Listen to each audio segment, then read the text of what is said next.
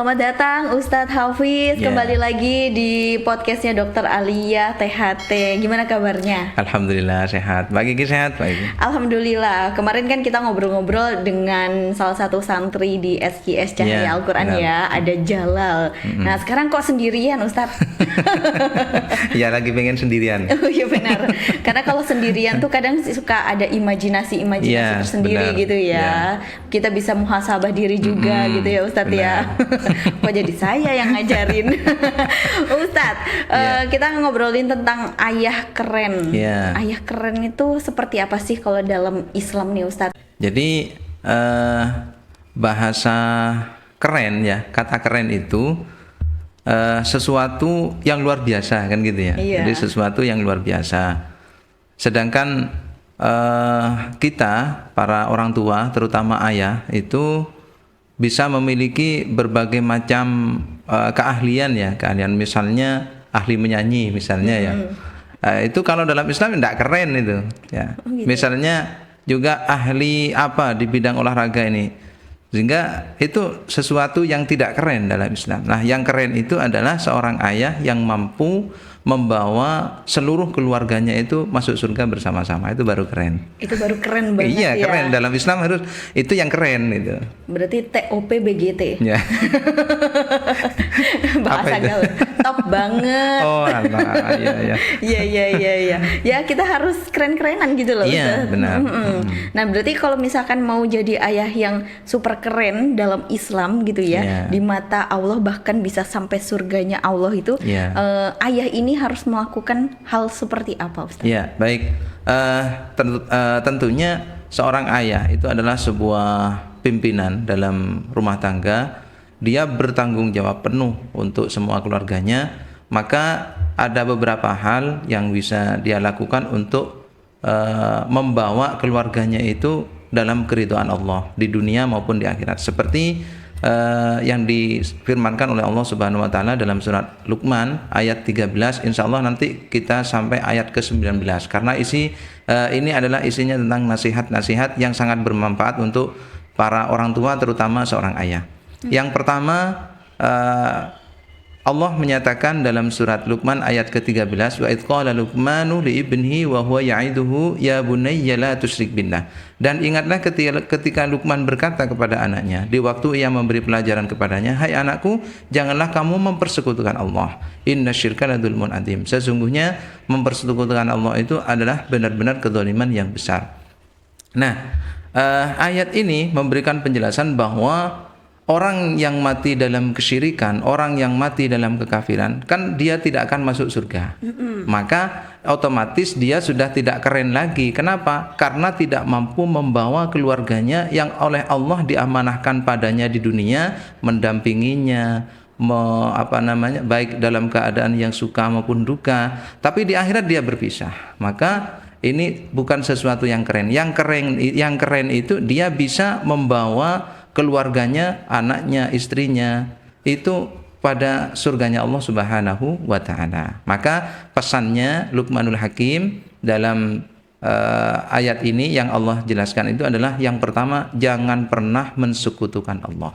Itu. Gak boleh, jangan gitu ya. Itu hal yang pertama yang ditanamkan oleh anak-anak gitu ya Ustadz ya. Tapi kalau caranya seperti apa ketika anak-anak kita ini masih kecil? Mungkin dia kan masih belum terlalu mengerti gitu ya dengan mempersekutukan Allah itu seperti apa sih, meyakini itu seperti apa sih, gimana Ustadz?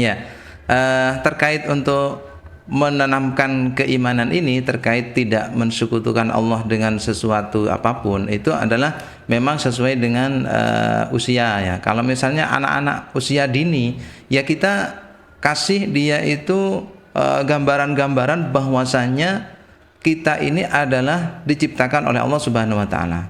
Jadi itu yang pertama yang harus disadarkan. Kemudian jangan sampai anak-anak itu kita kasih bahasa yang tidak jelas. Artinya anak-anak itu bahasanya kan harus konkret. Ya, harus konkret. Maka kita berikan analog ke sebuah gambaran. Misalnya ada sebuah pohon ya, ada sebuah pohon besar, mungkin pohon beringin ya yang auranya kan gelap kalau di dalamnya itu pohon beringin itu besar. kita anak itu kita tunjukkan ke sana. Itu pohon besar, Nak. Sebagian orang takut pada pohon itu. Nah, pohon itu siapa yang membuat? Sejatinya pohon itu dibuat oleh Allah Subhanahu wa taala.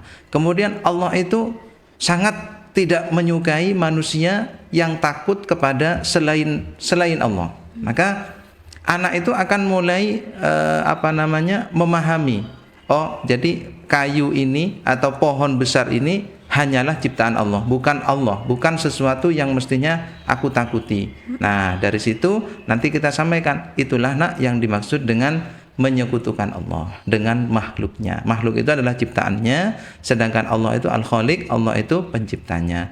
Jadi otomatis kalau misalnya engkau menyamakan ayah itu dengan orang lain sesama dengan seusia ayah, kira-kira ayah ini marah apa senang kalau misalnya ayah ini yang dibanding-bandingkan adalah ayah lebih jelek? Nah, pasti tidak suka. Maka kita sampaikan, maka pasti ayah tidak suka meskipun kamu itu anak ayah gitu. Artinya Allah itu juga sama. Kita ini sama-sama hamba Allah, tapi kalau kita itu menyepelekan Allah, pasti kita dibenci oleh Allah. Nah, seperti kamu Nak, ketika kamu sudah menyepelekan ayah, sudah pasti ayah itu sebagai manusia, ayah tidak akan suka terhadap perilaku kamu yang seperti itu. Nah, seperti itu. Untuk usia yang anak-anak dini ya, kita langsung datangkan anak itu pada pohon besar. Ya, supaya anak itu paham, oh kalau takut pada ini kepada selain Allah berarti itu namanya syirik. Untuk memahamkan istilah syirik itu. Kemudian kalau remaja lebih mudah sebetulnya. Kalau remaja ini lebih mudah karena anak-anak remaja itu katakan usia SMP ya, SMP SMA itu kan remaja. Kemudian di atasnya itu dewasa, kemudian di atasnya lagi usia yang tua. Itu lebih mudah karena mereka sudah memiliki konsep. Kita tinggal menjelaskan, kemudian kita ajak anak-anak kita itu untuk nyimak kajian-kajian terkait dengan tema kemusyrikan seperti itu. Oke. Ya. Jadi yang bisa kita kasih tahu pun juga kalau misalkan lihat YouTube itu harus tayangan-tayangan ataupun juga channel yang bermanfaat gitu ya, supaya tidak terjerumus, karena kan pergaulan zaman now loh Ustaz. Mengkhawatirkan sekali ya. Mungkin di dalamnya sudah kita ajarkan yang benar di keluarga, tapi ternyata circle-nya kurang mendukung. Nah, jadi yang pertama ini kalau misalkan menjadi ayah yang keren itu harus menanamkan ini ya, tauhid, ketauhidan. Jadi tidak mempersekutukan Allah. Oke, selanjutnya Ustadz. Baik, yang kedua adalah hendaklah berbuat baik kepada kedua orang tua. Ini berdasarkan dalil firman Allah Subhanahu wa taala dalam surat Luqman ayat berikutnya, ayat yang ke-14. Di situ berbunyi, wa wassaynal insana biwalidayhi. Dan kami perintahkan kepada manusia agar berbuat baik kepada kedua orang tua. Hamalathu ummuhu wahnan ala wahnin. Ibunya telah mengandungnya dalam keadaan lemah yang bertambah-tambah. Kemudian wa fisaluhu fi amaini. Jadi ibunya juga menyapihnya dalam usia 2 tahun. Anishkur li waliwalidaik ilayyal masir. Artinya bersyukurlah kepadaku kata Allah dan kepada kedua orang tuamu. Hanya kepada aku engkau kembali. Nah, ini di ayat ini Allah menyatakan bahwasanya Luqman menasihati putranya itu dengan ayat ini, yakni anak itu harus bisa berbuat baik kepada kedua orang tua. Zaman sekarang sangat jarang ya, artinya sulit kita menemui anak itu yang benar-benar bisa berbakti kepada orang tua, itu sulit sekali. Nah, caranya yang pertama adalah seperti yang Mbak Kiki sampaikan tadi, keluarga harus dikuatkan dulu. Ya, penanaman akidah di keluarga tadi, tauhid itu kuatkan dulu. Kemudian yang kedua, pilih tempat pendidikan yang tepat.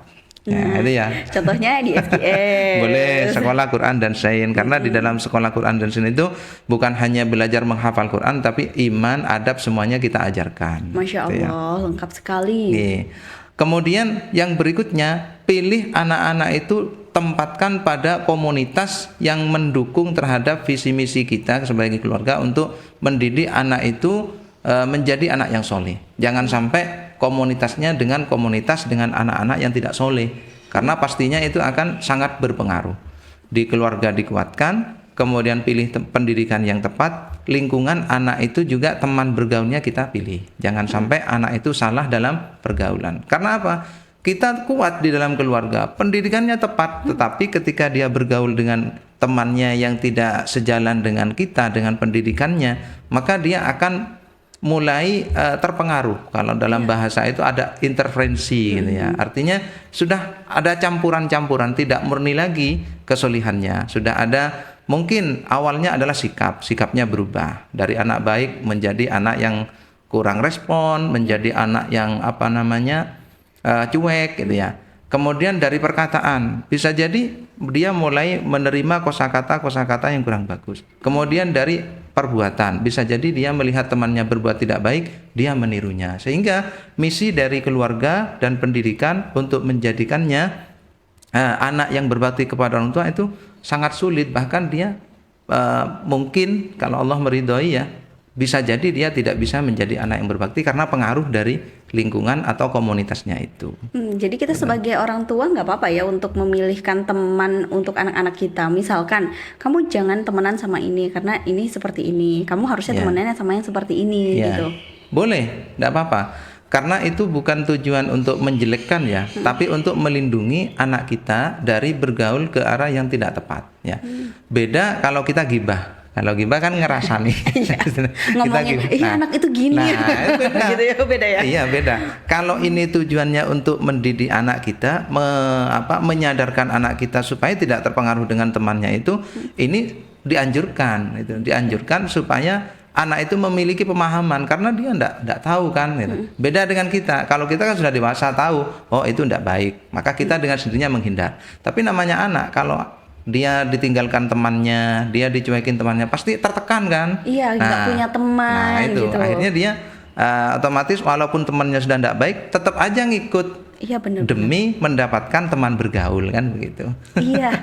Jadi sebenarnya agak galau juga sih buat si anak gitu ya. Karena kalau misalkan dia circle-nya kurang baik, tapi nggak ada lagi. Jadi dia mau nggak mau ya masuk ke circle itu gitu ya. Ya jadi ini PR juga dong buat orang tua ya. Benar. PR buat orang tua.